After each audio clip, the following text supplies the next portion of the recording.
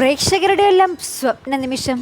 അതെ, നമ്മുടെ ദേവി ഇനി യുവറാണിയായി ചന്ദ്രോത്ത് വാഴും. പ്രേക്ഷകരെ ഒന്നടങ്കം എന്താ പറയുക ആവേശത്തിലാക്കുന്ന ഒരു കിടിലൻ പ്രൊമോ തന്നെയാണ് ഇപ്പോൾ സുഗമോ ദേവി പുറത്തുവിട്ടിരിക്കുന്നത്.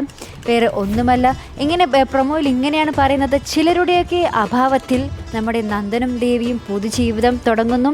ഇവിടെ ദേവി അടിമുടി മാറുകയാണ്.